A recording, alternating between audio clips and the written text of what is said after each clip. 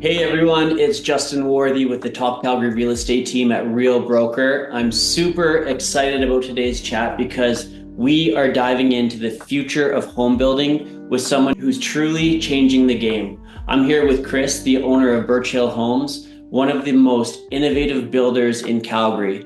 Chris and his team have been in the industry for over a decade, and they're all about pushing the boundaries with smart design, sustainability, and the latest home tech. They're not just building houses, they're creating homes that are stylish, energy efficient, and are built to last. We've got a lot of great topics to cover today, so let's jump in. Chris, thank you so much for joining us. We appreciate it. Thank you very much for having me. Great introduction. You bet. So, first and foremost, what inspired you to start Birchhill Homes? I'd love to hear a little bit about your journey and how it's evolved over the years.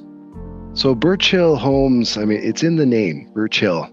The street I grew up on was called Birchhill Lane, and I feel like it's always been there. So now going on 45 years old, for 45 years, Birchhill has sort of been in the blood. It's been a long evolution of growing and evolving, through tons of studies, lots of market placement, and Birchhill itself is here for the long run. It's been a deep passion of mine since I was just a very little guy. Awesome. I love that. I love that. And like Birchhill is really making waves in the Calgary market and starting to come out with some really, really neat designs and it's just really cool to see. So what do you think really sets you apart from other builders in Calgary? I think you said it. When you see we're in two sort of market segments. We're doing infills, we're buying land and we're building. Then we're building custom for others. And the word inspiration comes up. When we're doing the design, all the front end work and putting together the efficiencies of the build, it's inspiring. Building technologies have come so far at this point. I've gone through, I've studied architecture, engineering, gone through many different programs like Passive House and Net Zero and you name it, just to see. We've been building in British Columbia as well as Alberta. And so you take a lot of different codes and see where the provinces and things are going. And we're finding that everything is absolutely evolving. You're getting a lot of builds now with the full exterior package of the drainage system and so on, the things that were never even done 30 years ago. So we're going in the right direction. What really sets us apart, I'd say, is our hands-on, working with clients, studying the market, and just our service all around. And then construction shows in that. When we do our walkthrough with a third-party inspector, for nothing but amazing comments. And I'd say the inspectors and the people that buy our homes are the ones that put us apart from everybody else. They say, "Oh wow, we went through this $5 million build, and then we went to yours. We're like, yours is far superior in terms of quality and how you're building." And it's just that right there is the testimony when the public speaks and the inspectors speak to the quality as well. I agree, and I couldn't agree with what you're saying more, because even when I come for a walkthrough with clients to, for instance, your house in the Northwest, when we're walking through the home, just seeing even how clean the construction site is, it's like you could literally eat lunch off the floor in a house that's halfway through construction. It's unbelievable how clean you keep your site, and also just being able to see how you connect with clients too, Chris. It's inspirational because you're literally there every step of the way from the initial walkthrough right through to closing, and it's just really cool to see. It's so important. Home building is such a big beast. There's so many components to it, and if you're not on top of it, it's so easy for things to go sideways. So I appreciate that, and the cleanliness of sites probably comes from being a carpenter and being on site. Even as long as 25 years ago, just constantly sweeping and vacuuming and just making sure. It makes all the difference for safety, for things moving forward in a quality controlled fashion. So yeah, it's very important to us. Yeah, no, that's great. So, green building and sustainability are huge right now, as we know. How do you at Birchhill incorporate eco-friendly practices into your projects? So we've tried many different programs over time that we sort of implemented in-house. Anything from when we do our demolition, how we can reuse product. Recycling product is a big thing too, so reuse and recycle. We were recycling a lot of asphalt shingles in a plant locally in Calgary, which was nice to give back, as well as if there's any product. We've got some of these old homes have just amazing quality old lumber. So if there's any way to be able to reuse that, it's a general practice as well where things are going. Things are always evolving, with environmental aspects in the building, old product that was used in buildings that can't be used anymore because of off-gassing and asbestos, and you know all about that. So it's an ever evolving topic, the sustainability factor and building green. So on the front end, that's sort of reusing and recycling. That's the front end, but then on the back end of the actual build, everything is high efficiency now. And how we do our waste, how we plan our material wastage makes a big difference. How many cutoffs, percentage of waste for the roofing, for the drywall, the lumber. All of these things are, I would say, well drafted up on the front, so we know what we're doing, and so there's a minimal wastage. Because you can have a ton of wastage on these projects, which makes a big difference in the impact on our landfill, and then therefore an impact on our environment.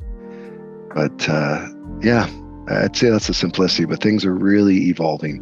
When it comes to codes, step codes in BC, everything's becoming more of a net zero, a sustainable passive house type project.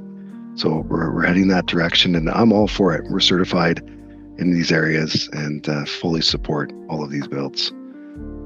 Yeah, no, that's really neat to hear.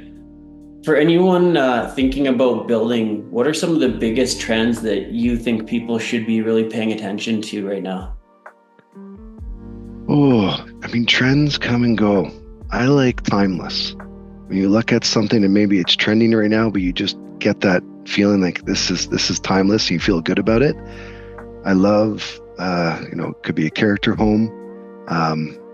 There's just elements that you see in design that I feel are a bit more timeless, sort of larger archways, big front entrance, things that draw you in, the curb appeal. And then on the interior of the home, a lot of luxury designs are trending right now, even for smaller builds. For example, we're doing 2,200 square feet, we'll call it. We'll have in there a nice butler pantry, whereas before you'd have just a little closet and they call it a pantry. But now it's a full walk-in, floor-to-ceiling shelving, sink, perhaps an appliance, etc. And they're beautiful. And we're getting, I think, back to a lot more tradition, where before we'd see designs where it would be the breakfast dinette area / formal dining room. Whereas now we're having separate areas, separate rooms dedicated for a nice formal dining environment. But the largest trend that's occurred, or the shift, has been the home office market. And, we're seeing that, and the gyms in the basements. People are more at home still since COVID. So that's changed it all. So what we're recommending on that trend for the offices, so it's a bit more flexible, is we're always putting in a nice sized closet so it can be used as another bedroom or have another spare room for whomever, not just office. But that's the big trend. That and home gyms. Some gorgeous, these home gyms, floor to ceiling, what is it? I guess 10 mil glass, 12 mil glass, full TV setup. So that's a big trend as well. Yeah, I love that. And taking those trends and making them versatile, I think is huge, so that when that trend is over, that those spaces can be used for other uses. That's massive. So really Well, cool to hear that. on an interesting note, had one home that had a full gym, rubber floor, glass, beautiful setup, and he converted it into a music studio. Yeah, A very nice music studio. It's gorgeous. Yeah, that's so cool. it's interesting to see. Absolutely. And I guess another thing that we should talk about too is, smart homes these days, they're everywhere. How do these technologies actually make life easier and more efficient for homeowners? Because everybody loves to talk about it and it's like how cool it is, but how do you think it actually changes people's lives on a day-to-day basis? I see it as it's a comfortability thing.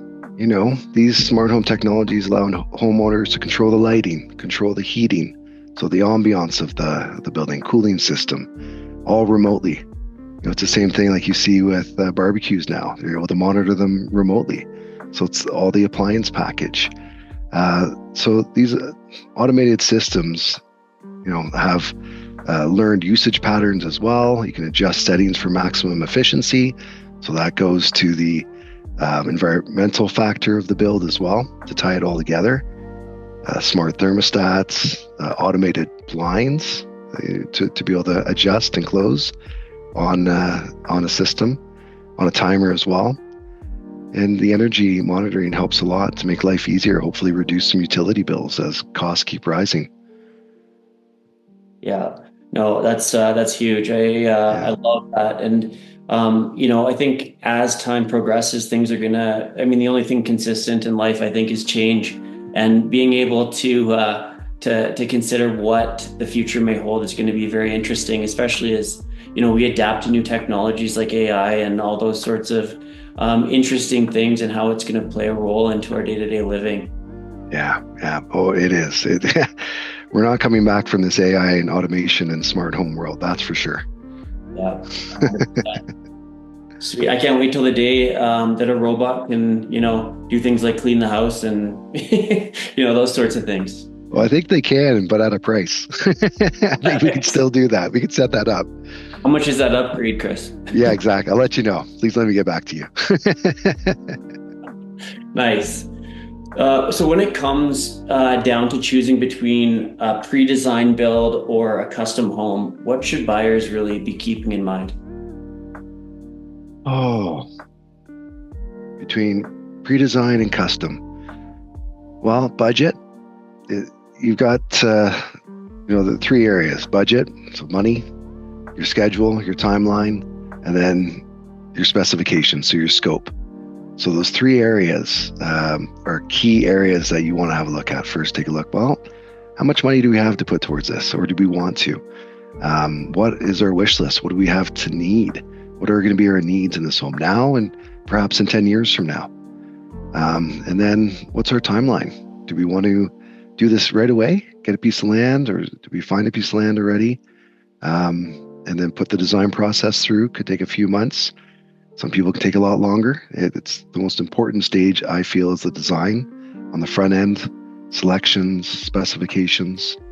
And just taking a look at your overall needs. And these home builds, these custom ones, it's generally a reflection. It can generally be a reflection of what one sort of feels. The colors, the wallpaper, the different millwork. So it on the front end, it's if you know what you want, it can be extremely helpful for the design stage. Now, between a custom and a pre-design, it depends. If you get in on the pre-design on the front end, you can ask for some changes, simple things: millwork, doors, cabinets, color, flooring, very simple stuff. Maybe some selections on the exterior as well. But custom home really is, to me, a reflection of the client, of everyone working together, and it's a bit of a piece of art, the way I look at it. Yeah. Oh, that's awesome, man, and your passion really shines through when you're talking about those things. It's cool to see. Well, it's incredible to be a part of it. People always say, try to pick a vocation that you feel like you haven't worked a day in your life. Unfortunately, in construction, you always work and you're working hard, but the passion shines through. So it's not, that saying still shines through a little bit. Love it. Love it. That's awesome. And I know that you've worked on some amazing and incredible projects, but can you share one that really stands out in your mind and reflects your team's innovation and craftsmanship? That's a great question. I think it comes down to, these floor plans, of course, going through, as I had stated earlier, just sort of working with what I feel is a bit more timeless, but integrates with modern day needs. But a lot of it comes down to maybe material use as well. We were able to source, it was 250 to 300-year-old Douglas fir for a nice front post and beam package, and integrate that into a backdrop of hardy board and standing seam metal roof off the front. I don't know, I just found that to be such a special feature. And then the same thing for the back of the house, for the deck, a big 250-year-old. And these are large pieces of wood, foot by foot minimum, raw. They're beautiful. So stuff like that, I think, really brings out special craftsmanship and changes things. We've done, off the grid homes as well, which bring a tremendous amount of additional tediousness, we'll say. You're working remotely, you're having to work with what's there. And those are fun, when it comes to things going on in today's world. But I like these special design features and bringing certain product in and implementing them to the house. That's really cool. And from a real estate or realtor type perspective, I can say that it's those things that really shine through when I'm showing houses to clients as well. When they speak to the things like, oh, look at those amazing, rustic beams, look at that shiplap, look at, the brick fireplace, and just those uniquities of each and individual house. I think that's awesome. So it's cool. Nice. Yeah, sourcing special rock, granite, for facades of the building, all those things. I like, working with that type of a function of real wood, real stone, and certain design options, like what we do with our soffit. Nice faux wood on those ones, but it looks gorgeous, and it's an extra price, that we put in. We throw it in, so it shines and looks different from everybody else. Yeah, no, that's awesome. I know that every industry has its challenges, but what are some of the biggest ones that you're facing in home building, and how do you tackle those challenges? I'd say the largest shift that we've seen is cost, right? When it comes to trying to price out a project, give an A-class estimate, especially when we're buying land and building ahead of time. We thought prices went up just after COVID and that was going to stop, or maybe come down, right? We really did have our fingers crossed. Great. All these commodities have gone up, concrete, lumber, they've got to come down. This must just be an issue that occurred during COVID. But it seemingly, and I don't understand all the factors, is not the case. Prices for material and surprisingly labor are going up 5 to 7% per annum. So that's sort of the biggest challenge, is us meeting those expectations for the clients, and on investment properties being able to factor that in, which we have it factored into our performers at this point in time. And it just seems to be the reality that we have to face at this point. So I don't even want to say it's supply chain management or planning ahead for material. That's all part of our process, ordering in ahead of time to make sure everything's there on schedule and no surprises, and staying with costs that way. But it's just the surprise of all these price points going up year after year. So how does Birchhill Homes ensure long-term quality in their projects? It's all about attention to the project, attention to our subtrades, who we have on board, keeping everything basically to a standard that's our standard. It's our bench line. When we go through, there's certain practices within the the framing, with how we apply our shingles, double checking all of the openings, the walkthrough at framing stage, concrete pours, all the way through. We've got a checklist of making sure that everything is at our standard. And it surprises us. We've got a certain standard. To me, that's the baseline. Many people come through, and inspectors, and say, "Wow, this is incredible. This is great. You're doing such good work," which is wonderful to hear.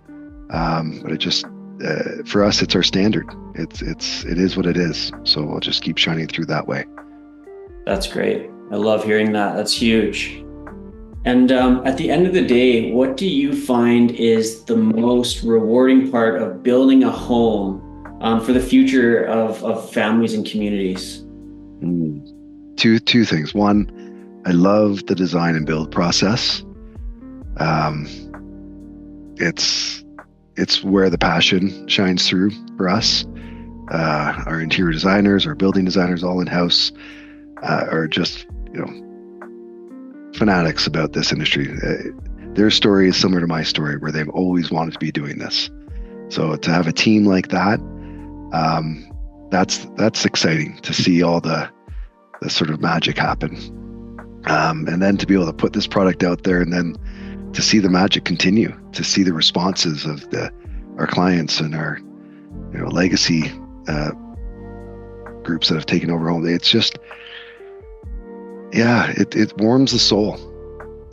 You can't ask for much more than to hand over somebody their dream home, and their home for them to grow their family in. They've got that third bedroom they always wanted, to be able to put that baby room in, that large gala of a kitchen to host their parties, to have all their friends and family over, or a nice dining room to have their Christmas in, the front, the living room area to host their Christmas tree, and just to create memories. No, it's incredible to be a part of all that, and to continue those relationships throughout their lives of the home. We're hoping that we offer a few homes to our legacy clients over their lifespan, and to their families as well. That's awesome. And finally, for anyone starting their home building journey, what's one thing that they should know about the process, or about Birchhill, or about anything to do with the process in general? As I said, so the largest part is the planning side. So what we do is we recommend making a Pinterest account, or a house design account, just to put all your wish list in there, all your designs that you love, that you feel is what you'd want to be implemented into your custom build. So just starting with that stage, just creating the spark of the creative side, and compiling everything that you want. That's the biggest thing. So create the dream, get in there, start dreaming, put together the account, and then we'll take it from there. Awesome. That's so cool. It sounds like a lot of fun. It's just so cool to see all of your passion that's shining through, Chris, and everything you're doing on a day-to-day basis. And, I've had the joy of being able to work with you guys for a little while now, and just seeing everything that you guys are doing is so inspiring. And just keep up the great work, man. It's so cool to see. Well, we appreciate your help. Thank you for everything. And it's been great to have this time to share today. I appreciate that. Thank you. Absolutely. Thank you. So Calgary, take a look, keep an eye out for the Birchhill brand, their signs, their projects. There's a lot more coming down the pipe. So thanks again, Chris, for joining us, and we'll see you guys out there.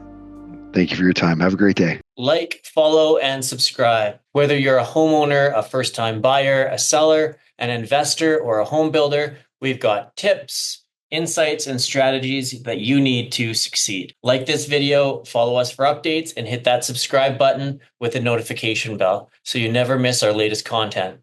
It's free, and it helps us bring you even more valuable knowledge. Your next big real estate move starts right here. Thanks for watching. See you in the next video.